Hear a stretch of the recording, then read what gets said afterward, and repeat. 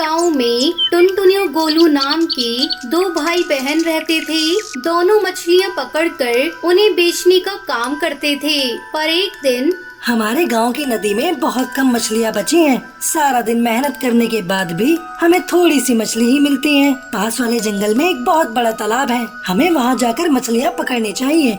अगर ऐसी बात है तो आज हम जंगल के तालाब से मछलियाँ पकड़ेंगे। फिर वो दोनों जंगल में जाकर तालाब को ढूंढने लगते हैं, लेकिन काफी देर भटकने के बाद आखिरकार उन्हें जंगल का तालाब दिखाई देता है।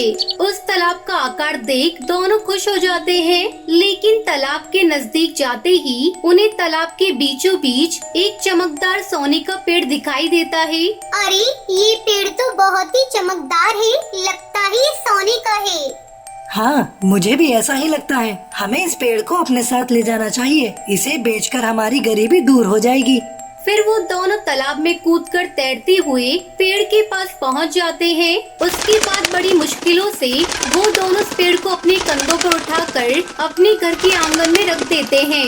कल सुबह होते ही हम इस पेड़ की डालियां काटकर बाजार में बेच देंगे, लेकिन गांव वालों को पता न चले, इसलिए इसे ढक कर रखना होगा। फिर टुनटुनी एक काला कपड़ा उस पेड़ के ऊपर ढक देती है और दोनों घर के अंदर चले जाते हैं।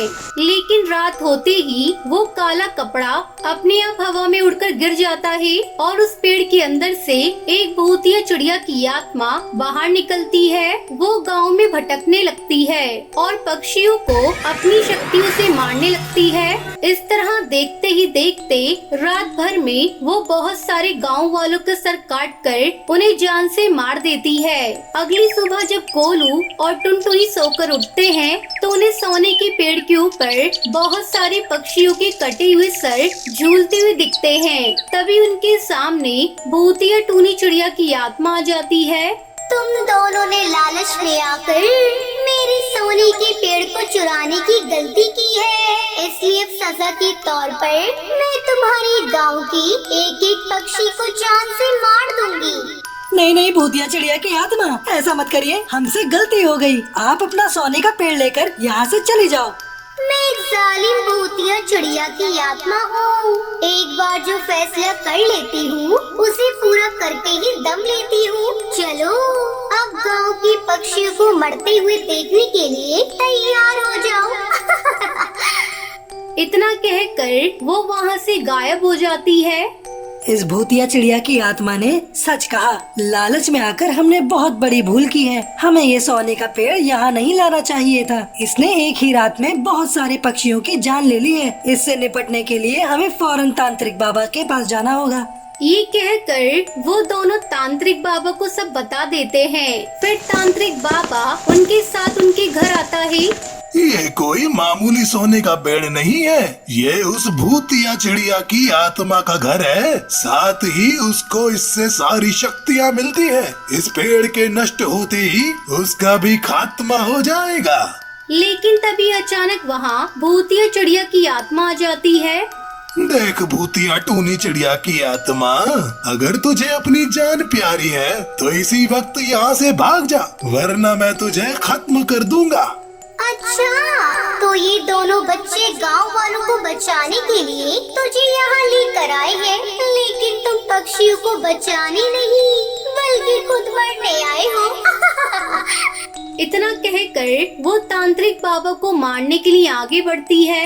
लेकिन तभी बाबा अपनी शक्ति से सोने के पेड़ के ऊपर जादुई बर्फ की बारिश कर देते हैं, जिस वजह से सोने का पेड़ पिघलने लगता है। दूसरी तरफ भूतिया टूनी चिड़िया की आत्मा के पंखों में भी आग लग जाती है।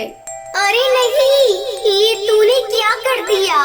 मैं तुझसे विनती करती हूँ, जल्दी से जादुई बर्फ की बारिश को रोक दे, वरना मैं मर जाऊंगी। मैंने तुझे पहले ही समझाया था, लेकिन अब बहुत देर हो चुकी है। देखते ही देखते वो पेड़ पूरी तरह पिघल जाता है और साथ ही भूतिया टूनी चिड़िया की आत्मा का शरीर भी जलकर राख हो जाता है। इस तरह उस बेरहम भूतिया चिड़िया की आत्मा का अंत हो जाता है।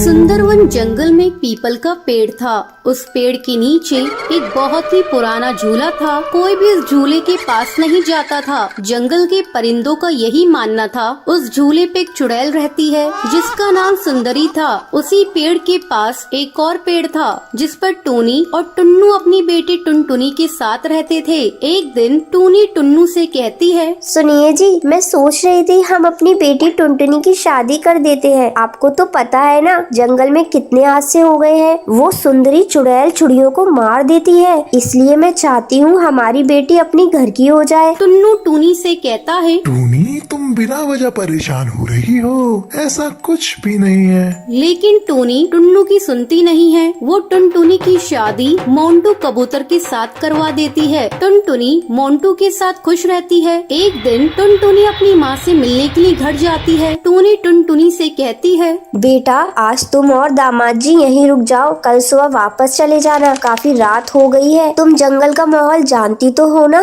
टुनटुनी टूनी से कहती है, जी माँ मैं जानती हूँ। फिर मोंटू और टुनटुनी रात में सो रहे होते हैं। तभी अचानक से टुनटुनी की आँख खुल जाती है। उसे झूले के पास से सुंदरी चुड़ैल की आवाज सुनाई देती है। अरे ओ टुनटुनी, आजा मेरी बच्ची, मैं तुझे झूला झूलाऊंगी।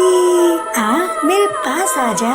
टुनटुनी मोंटू को जगाने की कोशिश करती है। वो मोंटू से कहती है, मोंटू जल्दी उठो, सामने झूले पर कोई है, वो मुझे बुला रही है। मोंटू टुनटुनी से कहता है। टुनटुनी सो जाओ, काफी रात हो गई है और मुझे भी सोने दो। वही सुंदरी झूला झूलते हुए हंस रही होती है। जैसे ही टुनटुनी से खिड़की में से देखती है वो गायब हो जाती है। फिर टुनटुनी से देखने के लिए पीपल के पेड़ के नीचे लगे हुए झूले के पास जाती है, मगर उसे कोई नजर नहीं आता है। यहाँ तो कोई नहीं है, लगता है मेरा वहम होगा। चलो आई हूँ तो आज झूले पर झूल कर देख लूँ। माँ ने कभी इस झूले पर बैठने नहीं दिया, बचपन से मैं इस झूले पर झूलना चाहती थी। टुनटुनी उस झूले पर बैठकर गाना गाने लगती है। ये रातें, ये मौसम, नदी का किनारा, ये चंचल हवा। ये रातें, ये मौसम, नदी का किनारा, ये चंचल हवा। कहा दो दिलों ने कि मिलकर कभी ना होंगे जुदा। अरे वाह, मजा आ गया। चलो अब मैं चलती हूँ, मोंटू मेरा इंतजार कर रहा होगा। तभी चुड़ैल सुंदरी वहाँ पर आ जाती है और टुनटुनी को झूले से उतरने नहीं देती है। नहीं टुनटुनी, अब तू इस झूले से कभी नहीं उतर पाएगी। हा हा हा हा, मैं तुझे मार दूंगी। तू भी मेरे साथ इसी पेड़ पर झूलती रहेगी चुड़ैल बनकर।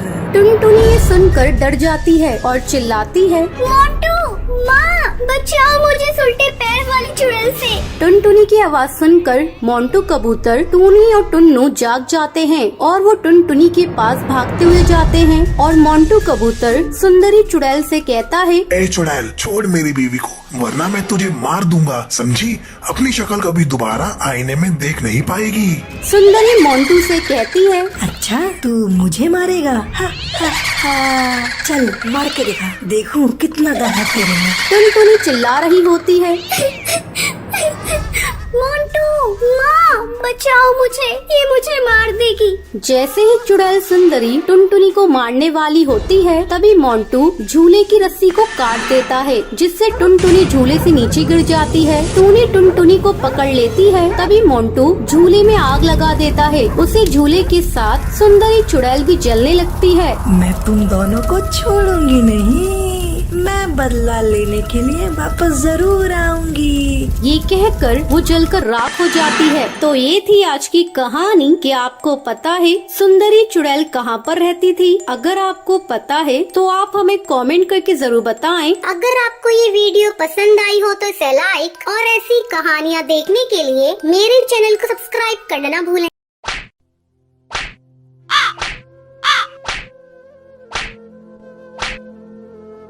एक जंगल में टुनटुनी चिड़िया अपने पति बंटी कबूतर के साथ रहती थी। गर्मी के दिन शुरू हो गए थे। एक दिन टुनटुनी चिड़िया 2 अंडे देती है। दोनों पति पत्नी अंडे की बहुत ही सावधानी से देख रेख कर रहे थे। ऐसे में टुनटुनी बंटी कबूतर से कहती है, अजी सुनते हो, गर्मी अब धीरे धीरे बढ़ रही है। हम लोगों ने तो इतने दिनों तक इस घास फूस के घोंसले में अपना जीवन काट लिया, लेकिन अब तो हमारे अंडों से हमारे बच्चे कुछ ही दिनों में बाहर आ जाएंगे। इस गर्मी को मेरे नन्हे नन्हे बच्चे कैसे सहेंगे?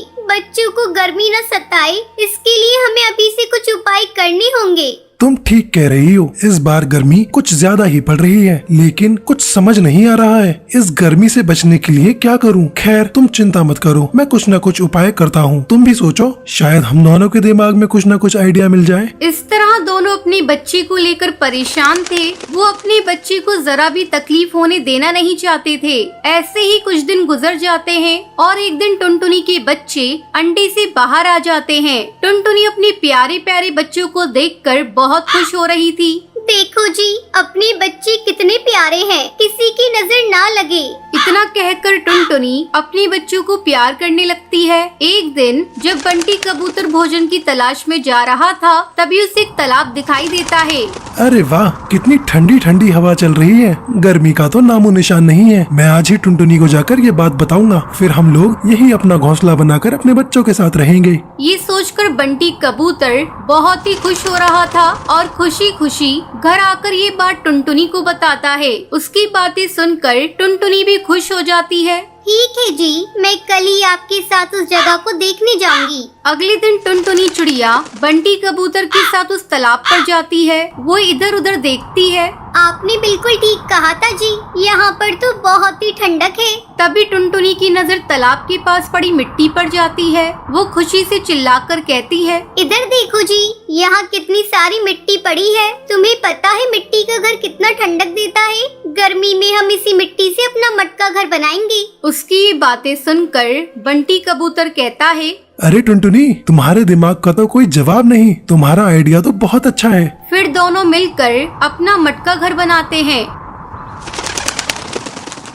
और फिर बच्चों के साथ तालाब के किनारे वाले पेड़ पर रहने लगते हैं। इधर जंगल के पक्षी भीषण गर्मी से परेशान थे। एक दिन कालू कौवा तालाब पर पानी पीने जाता है। अरे ये क्या, यहाँ टुनटुनी चिड़िया तो मटका घर बनाकर आराम से रह रही है। वो टुनटुनी चिड़िया के मटके घर के पास जाकर आवाज लगाता है, टुनटुनी बहन, अरे ओ टुनटुनी बहन, तुम तो बहुत ही चालाक निकली। तुम यहाँ तालाब के किनारे मटका घर बनाकर रह रही और मैं वहाँ गर्मी से जल रहा हूँ। तुमने हम पक्षियों के साथ अच्छा नहीं किया। तुम मेरे लिए भी एक ऐसा ही मटका घर बना कर दो। अगर तुमने ऐसा नहीं किया तो मैं तुम्हारा मटका घर तोड़ दूंगा। कालू भैया, ये तुम कैसी बातें कर रहे हो? अगर तुम्हें भी यहाँ रहना है तो तुम भी अपना मटका घर बना कर रहो। तुम्हें किसने रोका है? तुम्हें तो पता है मेरे छोटे छोटे बच्चे हैं, मेरे पास इतना समय नहीं है मैं तुम्हारे लिए मटका घर बना कर दूं। तू कान खोल कर सुन ले चिड़िया, अगर तूने मेरा मटका घर नहीं बनाया तो इसका अंजाम तू भुगतने के लिए तैयार रहना।